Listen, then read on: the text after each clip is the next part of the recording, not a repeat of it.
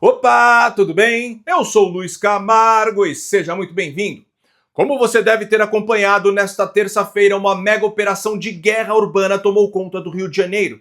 Batizada de Operação Contenção, a ação mobilizou centenas de policiais civis e militares nos complexos do Alemão e da Penha para cumprir dezenas de mandados de prisão contra integrantes do Comando Vermelho em 180 endereços simultaneamente. Os criminosos responderam com drones lançando bombas, barricadas e fogo pesado.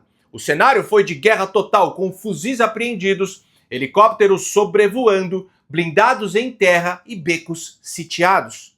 Segundo o secretário de Segurança, Victor Santos, trata-se de 9 milhões de metros quadrados de desordem urbana dominados pelo crime. Um território onde o Estado só entra com sangue, aço e helicópteros. Mas a operação deixou o Comando Vermelho em colapso, deixando mais de 60 mortos, 80 presos e o temido Edgar Alves de Andrade, conhecido como Doca ou Urso, um dos chefes máximos da facção, foi capturado. Apontado pelo Ministério Público como o senhor da guerra no complexo da Penha e dominador de territórios da Zona Oeste, Doca acumulava 34 mandados de prisão e era investigado por mais de 100 homicídios. Entre eles, execuções brutais de crianças e desaparecimentos de moradores. Temido até pelos próprios comparsas, Doca também é acusado de ordenar o massacre daqueles 3 médicos executados por engano em 2023 e de ter mandado atacar uma delegacia em Duque de Caxias em fevereiro deste ano num ato de vingança e terror contra o Estado. Sua captura representa um golpe histórico contra a maior facção criminosa do Rio de Janeiro. Segundo o governador Cláudio Castro, a mega operação foi realizada sem um centavo de apoio federal. Ele afirmou que Lula recusou 3 pedidos formais de ajuda, inclusive o uso das Forças Armadas e até o simples empréstimo de blindados federais, negados sob pretextos burocráticos. A ajuda das Forças Armadas. Dessa vez, essa ajuda foi pedida ao governo federal. Se foi pedido, por que não vieram? Ou não foi Não foram pedidas dessa vez porque nós já tivemos 3 negativas. Então nós já entendemos que a política é de não ceder, falando que tem que ter GLO, que tem que ter isso, que tem que ter aquilo, que podiam emprestar o blindado e depois não podia mais emprestar porque o servidor que opera o blindado, ele é um servidor federal, então tinha que ter GLO e o presidente já falou que ele é contra a GLO e aí cada dia nós temos uma razão, para não ser mal educado, cada dia nós temos uma razão de não emprestar e de não estar colaborando. Então a gente entendeu que a realidade é essa e a gente não vai ficar chorando pelos cantos, a gente vai ficar trabalhando, que é o que está acontecendo hoje aqui. O Estado, ao invés de ficar transformando isso numa batalha política, está fazendo a sua parte e, como disse brilhantemente a nossa coronel Cláudia, está excedendo inclusive os seus limites. Eu até entendo que estamos excedendo as nossas competências, mas continuaremos excedendo elas. Se precisar exceder mais ainda, excederemos na nossa missão de servir e proteger o nosso povo. Bom, mas depois do governo federal por 3 vezes ter recusado ajuda e do ex-presidiário ser contra a decretação de GLO... Eu não quero as Forças Armadas, sabe, na favela, brigando com bandido. Não é esse o papel das Forças Armadas. E enquanto eu for presidente, não tem GLO. A esquerda agora está em histeria coletiva, chorando, gritando, arrancando os cabelos, porque a polícia carioca mandou mais de 60 eleitores do Lula direto para o colo do capeta. Os mesmos criminosos que espalhavam o terror pelas ruas do Rio e que agora viraram vítimas sagradas da narrativa progressista. Mas toda essa história da esquerda contra a operação revela o que sempre esteve claro.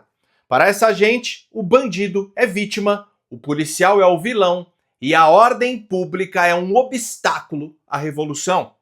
No vídeo de hoje, vamos analisar em profundidade como o atual governo tem as mãos sujas de sangue. Não o sangue dos traficantes, mas o de centenas de milhares de cidadãos inocentes e de bravos policiais que tombam todos os dias nas ruas. Mortes que não são fruto do acaso, mas das mesmas organizações criminosas que o PT sempre alimentou, protegeu e transformou em aliados do poder. É hora de expor sem filtros a verdadeira simbiose entre o crime e o governo que se diz defensor da democracia. Porque a verdade que eles tentam esconder é mais sombria do que qualquer ficção. Mas antes, já vai mandando aquele like esperto no vídeo, deixe também um comentário qualquer, nem que seja só um alô mesmo, pois isso faz com que a plataforma entregue o vídeo para mais pessoas. Aproveita também e confere se você continua inscrito no canal, aciona o sininho das notificações e, se for novo por aqui, me dê essa moral e se inscreva no canal. Pessoal, conteúdo como desse vídeo você jamais verá na imprensa tradicional ou na grande mídia. Inclusive, como o assunto é delicado, existe o risco do vídeo ser desmonetizado ou mesmo excluído. Sendo assim, se você acha importante esse nosso meio de comunicação, se você valoriza o jornalismo independente, que fala sobre qualquer assunto sem filtro, sem medo e sem rabo preso, considere ajudar a manter esse canal em plena atividade, contribuindo com qualquer valor. Minha chave Pix é o e-mail luiscamargopix@yahoo.com. Luiz Camargo Pix tudo junto, luisconz@yahoo.com. É só .com, não tem BR.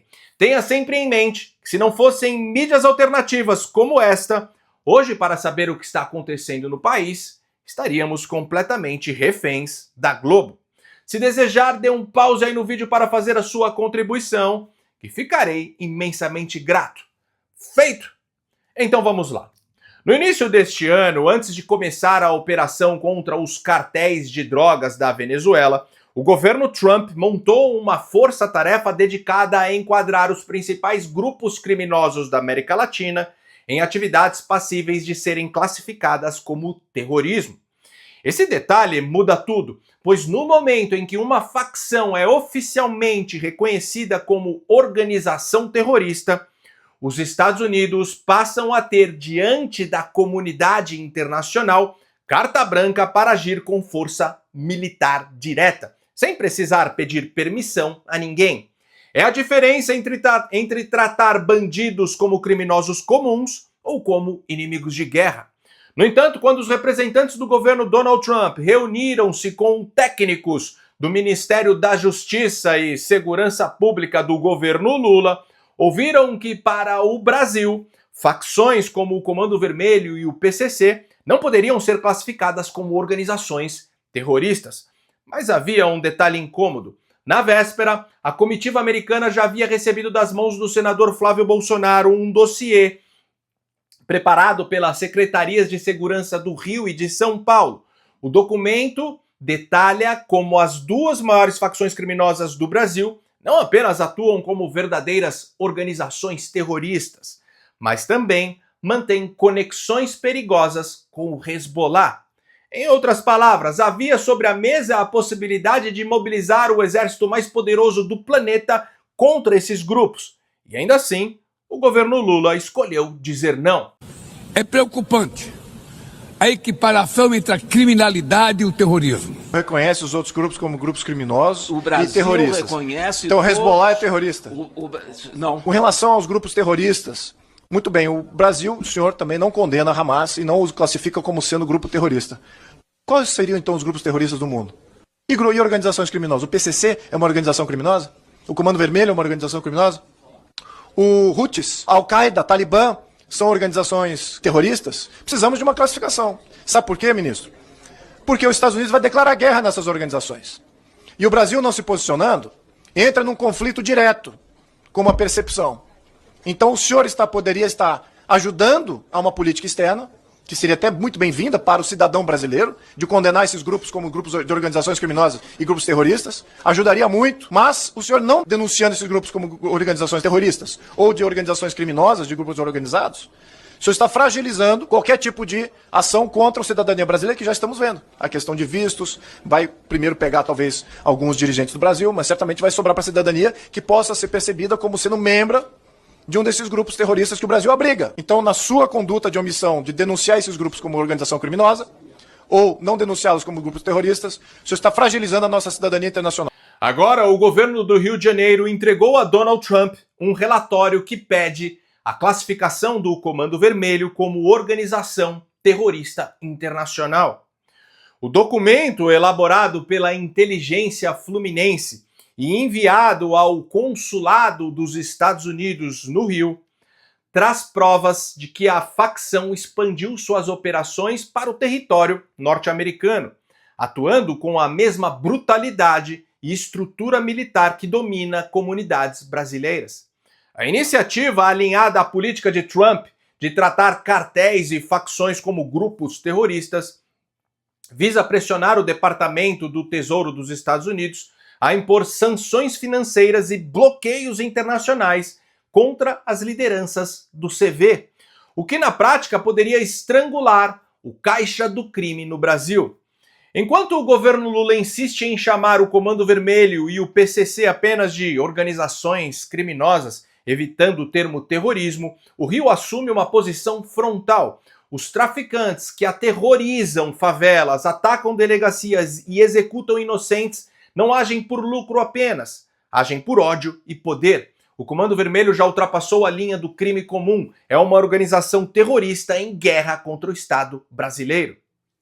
O relatório do governo do Rio, somado às revelações bombásticas de Hugo El Pollo Carvajal, ex-chefe da inteligência venezuelana extraditado aos Estados Unidos, pode acender um rastilho de pólvora continental. Carvajal entregou ao Departamento de Justiça provas de que a narcoditadura de Maduro financiou campanhas políticas de Lula e outras lideranças do Foro de São Paulo.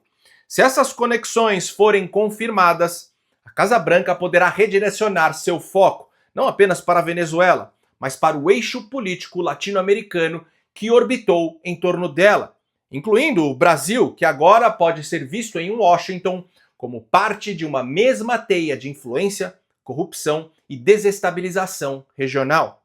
Bom, o governo federal negou a ajuda a Cláudio Castro e Lula é contra a GLO para combater o Comando Vermelho por razões óbvias. Tem muita gente dizendo que CPX é abreviação de complexo, né? Negativo. Não é abreviação de complexo. Tá? CPX significa cupincha, parceiro do crime. Tá?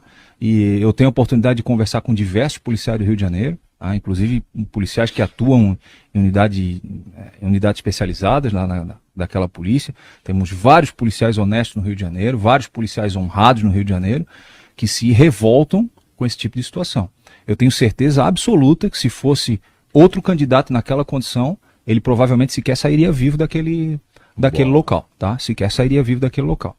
Mas enquanto Felipe, aqui expondo a minha opinião, se é que eu fardado posso me manifestar dessa forma, posso dizer que é revoltante. Tá? É revoltante eu observar um indivíduo entrando num local totalmente dominado pelo tráfico de drogas, né?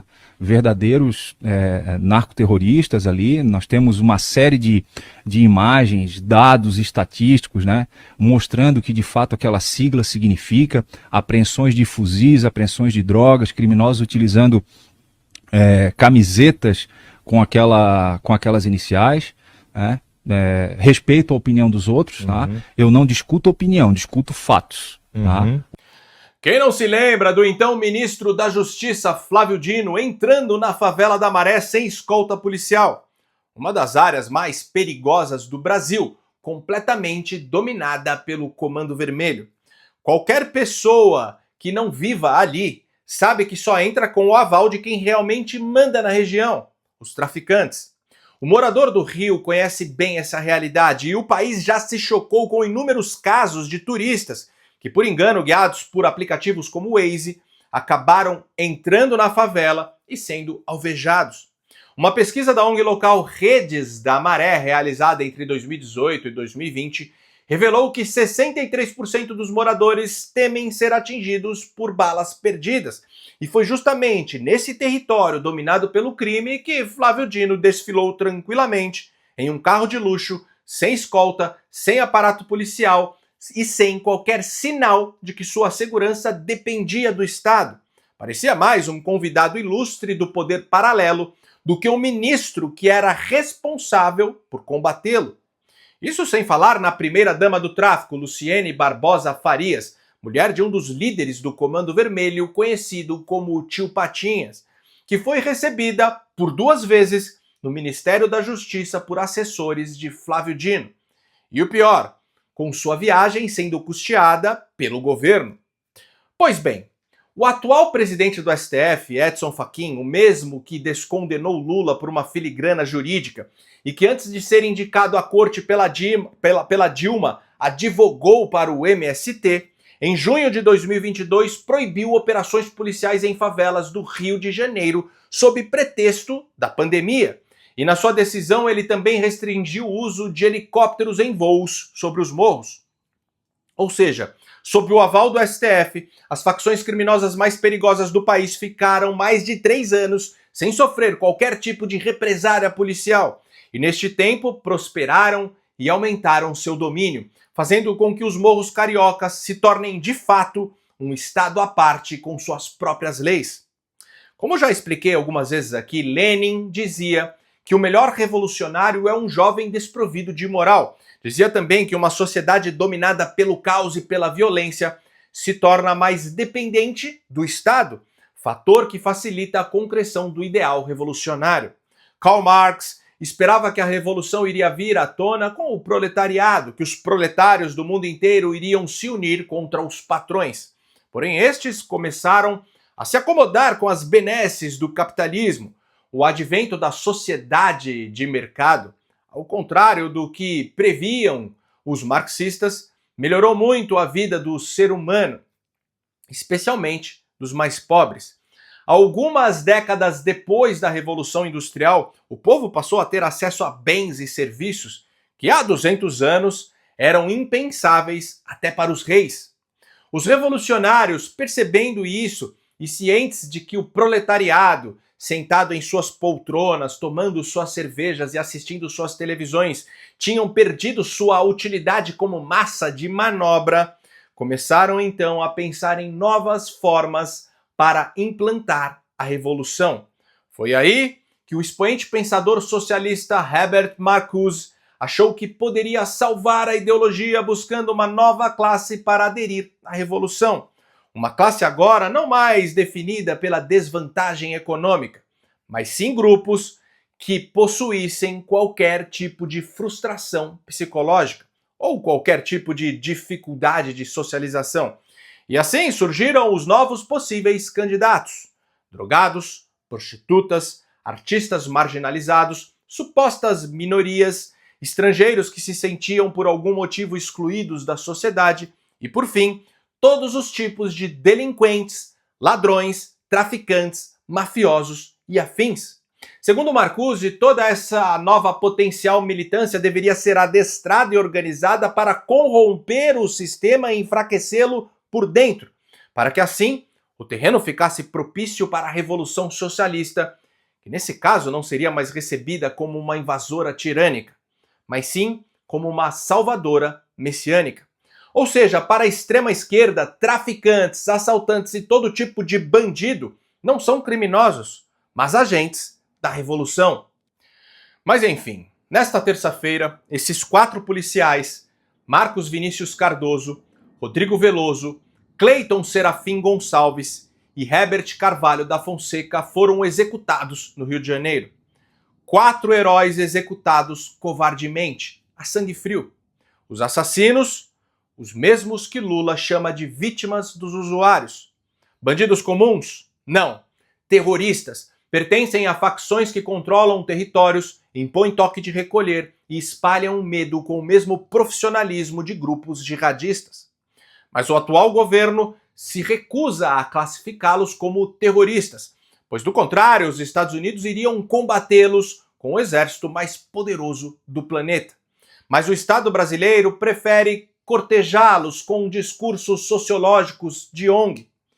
E agora, em favor desses policiais, não veremos passeatas, nenhuma atriz global com lágrimas programadas, nenhum jornalista progressista arrancando os cabelos em repúdio à violência, nenhuma nota oficial do Ministério dos Direitos Humanos. Apenas silêncio total, silêncio covarde, silêncio cúmplice. Que Deus conforte a família desses 4 heróis que morreram cumprindo o seu dever.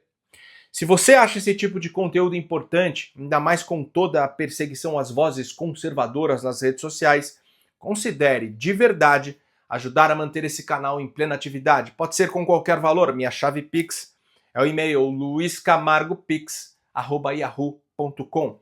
Luiz Camargo Pix tudo junto, luisconz@yahoo.com. Não tem BR. Ou se preferir, o link do nosso Apoia-se está aqui na descrição do vídeo ou fixado no primeiro comentário. No mais, curte e compartilhe ao máximo esse vídeo, deixe aqui seu comentário para ajudar no engajamento e me siga em todas as redes sociais, @LuizCamargoVlog. Então até o próximo vídeo, valeu!